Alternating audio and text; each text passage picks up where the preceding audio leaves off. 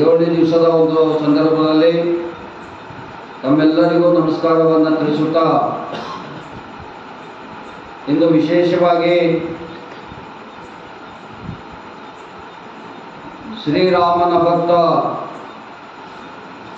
ಹನುಮಂತ, ಶ್ರೀರಾಮನ ಭಕ್ತ ಹನುಮಂತ, ಹನುಮಂತನ ಭಕ್ತ ತುಳಸಿದಾಸ. ಹೇಗೆ ಶ್ರೀರಾಮ ಅಂದರೆ ಹನುಮಂತನಿಗೆ ಅತ್ಯಂತ ಭಕ್ತಿ ಭಾವವೋ, ಹಾಗೆ ಇಲ್ಲಿ ತುಳಸಿದಾಸರಿಗೆ ಕೂಡ ಹನುಮಾನ್ ಅಂದರೆ ಒಟ್ಟು ಭಕ್ತಿ ಭಾವ. ಹನುಮಂತನಿಗೆ ಶ್ರೀರಾಮ ಗುರು ಆದರೆ, ಹನುಮಂತನಿಗೆ ಶ್ರೀರಾಮ ಉಸಿರನಾದರೆ ಇಲ್ಲಿ ಏನಾಗ್ತದೆ ಅಂದರೆ ಇವತ್ತಿನ ಸಂದರ್ಭದಲ್ಲಿ ಭಕ್ತಿ ಮತ್ತು ಪ್ರೀತಿ ಅತ್ಯಂತ ಶ್ರೇಷ್ಠವಾದಂಥ ಈ ಭೂಮಿ ಮೇಲೆ ಎಂದು ವಿಶೇಷವಾಗಿ ತುಳಸಿದಾಸರ ಜನ್ಮೋತ್ಸವ ಇದೆ. ಇವತ್ತು ತುಳಸಿದಾಸರು ಅಂದರೆ ಯಾರು?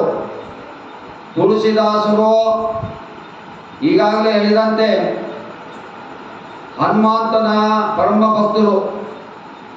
ಎಲ್ಲಿ ಹನುಮಾನೋ ಅಲ್ಲಿ ತುಳಸಿದಾಸ ಇರ್ತಾರೆ, ಎಲ್ಲಿ ರಾಮನೋ ಅಲ್ಲಿ ಹನುಮಾನೋ ಅಂತ ಹೇಳಿ ಕರಿತೇವೆ, ಎಲ್ಲಿ ತುಳಸಿದಾಸ ಇರ್ತಾರೋ ಅಲ್ಲಿ ಹನುಮಾನ. ಅಂದರೆ ಒಂದಕ್ಕೊಂದು ಸಂಬಂಧ ಇದೆ ಗುರು ಮತ್ತು ಪರಂಪರೆಯಲ್ಲಿ. ನಾನು ಇವತ್ತು ಶ್ರಾವಣ ಮಾಸದ 7ನೇ ದಿವಸದ ಸಂದರ್ಭದಲ್ಲಿ ತುಳಸಿದಾಸರ ಬಗ್ಗೆ ನಾನು ಮಾತಾಡ್ತಾ ಇದ್ದೀನಿ. ಯಾವ ತುಳಸಿದಾಸರ ಬಗ್ಗೆ ಮಾತಾಡ್ತೀನಿ ಅಂದರೆ, ತುಳಸಿದಾಸರು 1511 1511 ಆಗಸ್ಟ್ 11ರಂದು ಜನ್ಮವನ್ನು ತಾಳಿದರು.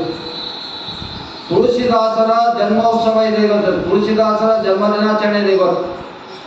ತುಳಸಿದಾಸರು ಅಂದಾಗ ಸಹಜವಾಗಿ ನಮಗೆ ನೆನಪು ಬರ್ತದೆ ಹನುಮಾನ್ ಚಾಲೀಸನ ಬರೆದವರು ಯಾರು ಅಂತಂದರೆ ತುಳಸಿದಾಸರು.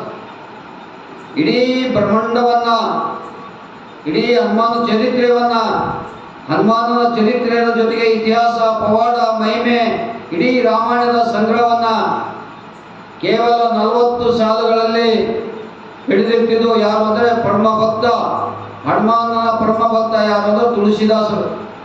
ಹೀಗಾಗಿ ಯಾವುದೇ ಸಂಕಟಗಳಿಗೆ, ಯಾವುದೇ ರೋಗಗಳಿಗೆ, ಯಾವುದೇ ದುಃಖಗಳಿಗೆ ಅದಕ್ಕೆ ಧೈರ್ಯ ಶಕ್ತಿಯನ್ನು ಸಹ ಕೊಡುವಂಥ ಯಾವುದಿದೆ ಅಂತಂದರೆ ಅದು ಹನುಮಾನ್ ಚಾಲೀಸ ಇದೆ.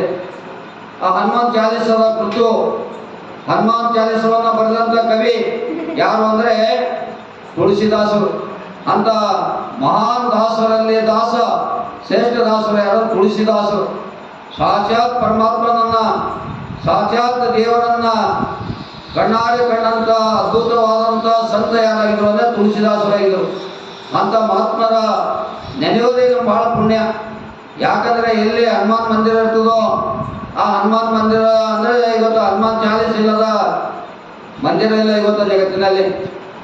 ಎಲ್ಲಿ ಹನುಮಾನೋ ಅಲ್ಲಿ ರಾಮನಂತೇವೆ, ಎಲ್ಲಿ ಹನುಮಾನೋ ಅಲ್ಲಿ ಹನುಮಾನ್ ಚಾಲೀಸ ಇದೆ ಇವತ್ತು. ಆ ಹನುಮಾನ್ ಚಾಲೀಸದ ಒಂದು ಶಕ್ತಿ, ಅದಕ್ಕೆ ಕರ್ತೃ ಯಾರು ಅಂತಂದರೆ ನಮ್ಮ ತುಳಸಿದಾಸರು. ಅಂತ ತುಳಸಿದಾಸರ ದಿನದ ಸಂದರ್ಭದಲ್ಲಿ ತಮಗೂ ನಮಗೂ ಎಲ್ಲರಿಗೂ ಆ ತುಳಸಿದಾಸರು ಹನುಮಾನ್ ಜಯ ಶ್ರೀರಾಮ್ ಅಂತ ಹೇಳಿ ಕರಿತೇವಲ್ಲ, ಅವರೆಲ್ಲರೂ ನಮ್ಮೆಲ್ಲ ಕೃಪೆ ಮಾಡಲಿ ಎಂಬ ಮಾತಿನೊಂದಿಗೆ 7ನೇ ದಿವಸದ ಶ್ರಾವಣ ಮಾಸದ ಕಾರ್ಯಕ್ರಮವನ್ನು ನಾವು ಮತ್ತೆ ಮುಂದುವರಿಸ್ತಾ ಇದ್ದೀವಿ.